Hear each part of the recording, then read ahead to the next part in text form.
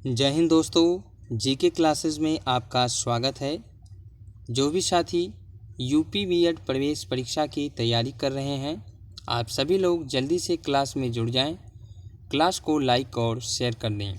शाम की 6 बज चुकी है और आप सभी साथियों के लिए हिंदी की क्लास जो है वो शुरू हो चुकी है। सभी लोग जल्दी से क्लास में जुड़ जाएं।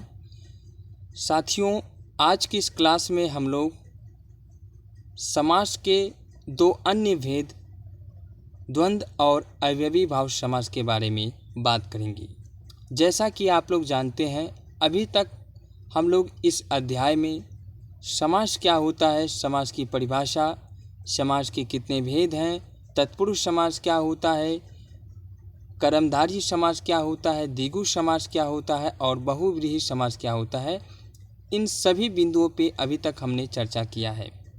इस चर्चा को आज हम लोग थोड़ी और आगे बढ़ाते हैं और आज की इस क्लास में हम लोग बात करने वाले हैं द्वंद्व और अवयवी भाव समास के बारे में।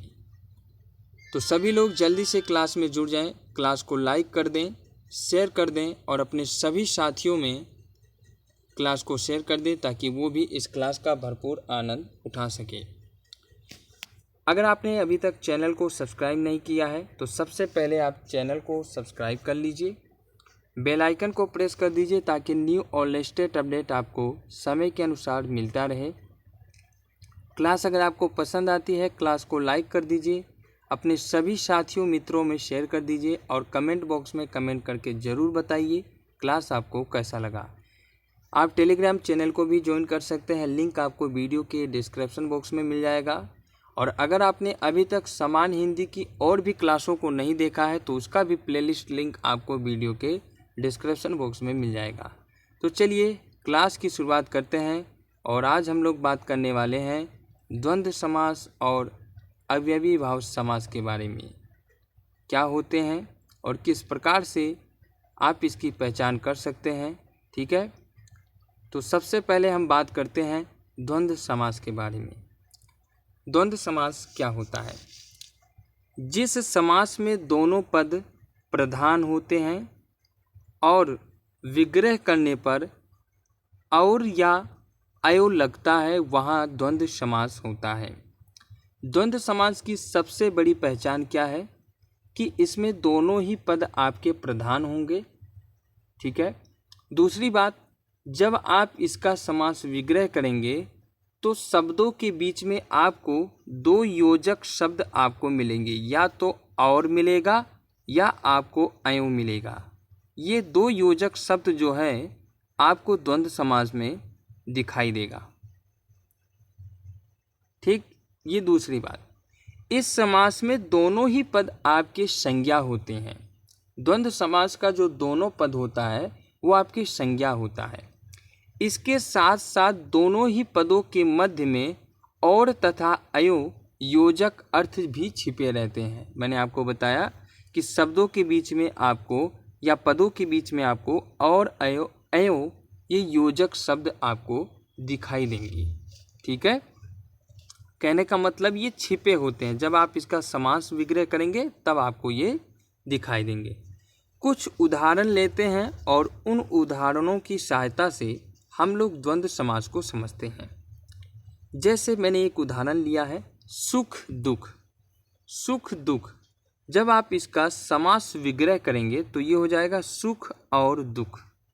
सुख दुख ये आपका समासिक पद है और जब इसका विग्रह किया तो यहाँ पे हमको मिला सुख और दुख, और ये जो और योजक शब्द आया है इसी से हमें पता चला कि ये जो समास है ये द्वंद्व समास है, क्योंकि इसमें दोनों ही पद आपके प्रधान हैं।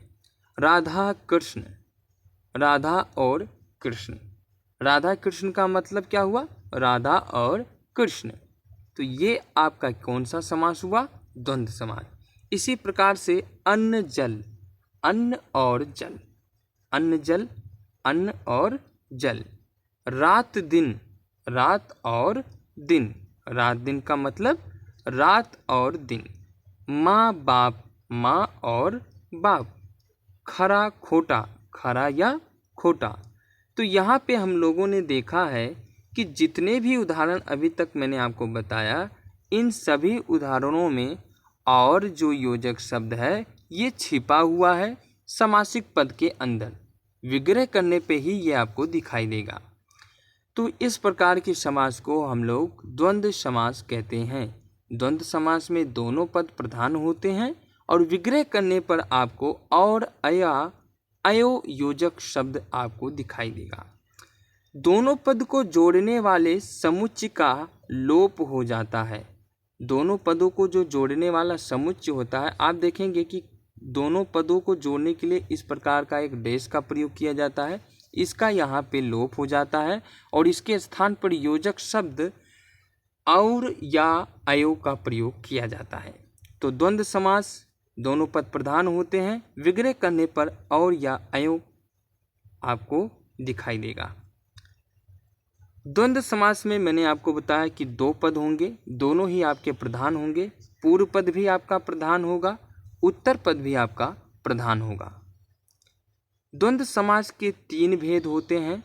एक आपका होता है इतरेतर द्वंद्व, दूसरा होता है समाहार द्वंद्व और तीसरा होता है वैकल्पिक द्वंद्व। तो द्वंद्व समास तीन प्रकार के होते हैं, इतरेतर द्वंद्व, समाहार द्वंद्व, वैकल्पिक द्वंद्व।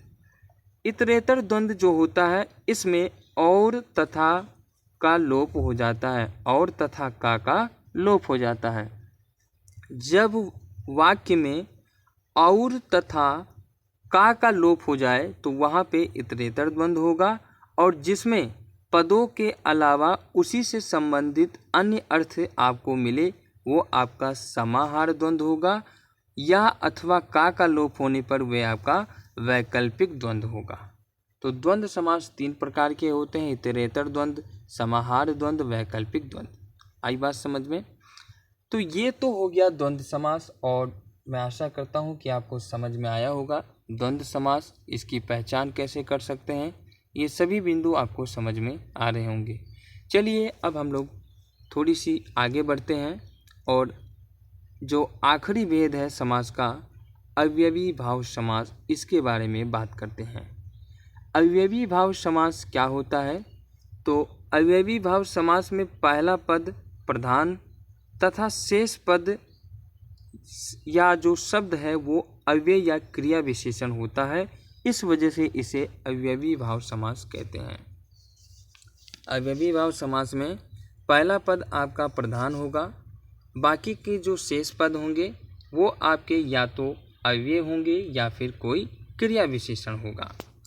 जैसे उदाहरण से समझ सकते हैं आप, प्रतिदिन, प्रतिधन इन, प्रतिधन दिन, प्रतिदिन यानी प्रत्येक दिन, यथा समय यानी यथा धन समय यानी समय के अनुसार, प्रतिक्षण, प्रतिधन क्षण यानी प्रत्येक क्षण, निसंदेह, निधन संदेह यानी संदेह से रहित, अनुरूप, अनुधन रूप, रूप में योग्य, आमरण, आधन मरण, मरने तक, आजन्मा, आधन जन्मा, जन्म तक।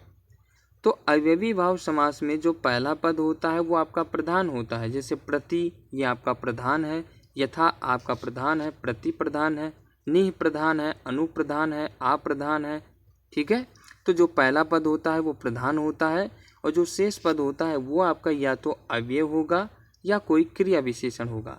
दिन, समय, क्षण, संदेह, रूप, मरण, जन्म, ये सभी आपके अव्यय हैं, क्योंकि अव्यय वे विकारी शब्द होते, माफ कीजिएगा, अव्यय अविकारी शब्द होते हैं। लिंग वचन कारक चिन्ह के आधार पे इनमें कोई प्रकार का परिवर्तन नहीं होता है, इसलिए इसको अव्यय कहा जाता है। ठीक है, तो प्रतिदिन प्रत्येक दिन, यथा समय यानी समय के अनुसार, प्रतिक्षण प्रत्येक क्षण, निसंदेह यानी संदेह से रहित, अनुरूप रूप में योग्य, आमरण मरने तक, आजन्मा जन्म तक, ये सभी आपके जो उदाहरण हैं ये अवयवी भाव समास के हैं। तो अवयवी भाव समास की पहचान क्या हुआ? सबसे बड़ी बात कि सबसे पहले आपको देखना है इसमें पहला पद प्रधान होगा, और जो आखिरी पद यानी जो दूसरा पद होगा वो आपका अव्यय या क्रिया विशेषण होगा। ठीक है, आई होप आपको समझ में आया होगा। अवयवी भाव समास में पूर्व पद प्रधान, उत्तर पद अव्यय या फिर क्रिया विशेषण होता है। पूर्व पद नामपद समास में पहला पद अव्यय या उपसर्ग यथा प्रति आ नि शु न होकर संज्ञा या विशेषण का होता है और इन समासों का प्रयोग प्रचुर मात्रा में देखने को मिलता है।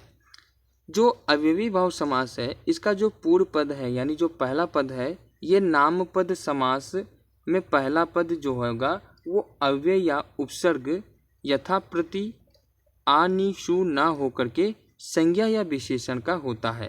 तो जो पूर्व पद होता है ये नामपद यानी ये तो आपका प्रधान होता है, लेकिन जो उत्तर पद होता है ये आपका संज्ञा या विशेषण का होता है, यानी इसमें आपका या तो क्रिया विशेषण होगा या आपका अव्यय होगा। आई बात समझ में? तो साथियों इस क्लास में हम लोगों ने द्वंद्व समास और अव्ययी भाव समास के बारे में बात किया। हमने देखा कि हम लोग इसकी पहचान कैसे कर सकते हैं, किस प्रकार के उदाहरण यहाँ से बनते हैं। तो आई होप आपको समझ में आया होगा। जो भी चीज़ें मैंने आज आपको बताया आपको सब समझ में आया होगा और मुझे आशा है कि समास में अब आपको किसी प्रकार का कोई दिक्कत नहीं होगा। और इसी के साथ आपका जो समास ये चैप्टर था, जो अध्याय था, वो समाप्त हो चुका है। समास यहाँ पे कंप्लीट हो गया है। अब आप लोग इसको जितनी भी क्लासें मैंने समास की ली है आप उसे एक बार देखिए और सभी चीज़ों को ध्यान से पढ़िए, क्योंकि अब तैयारी आपके हाथ में है। और अगले क्लास से यानी नेक्स्ट क्लास से हम लोग एक नए अध्याय की शुरुआत करेंगे। तो समास नाम का जो चैप्टर है वो यहीं समाप्त होता है और इसकी मैं प्रैक्टिस सेट आपको करा दूंगा। ठीक है, तो आज की इस क्लास को यहीं समाप्त करते हैं। मिलते हैं अगली क्लास में एक नए अध्याय के साथ। तब तक के लिए आप सभी साथियों का बहुत बहुत धन्यवाद। Thank you, thanks for watching. Video को लाइक कीजिएगा, शेयर कीजिएगा और चैनल को सब्सक्राइब कीजिएगा। जय हिंद, जय भारत।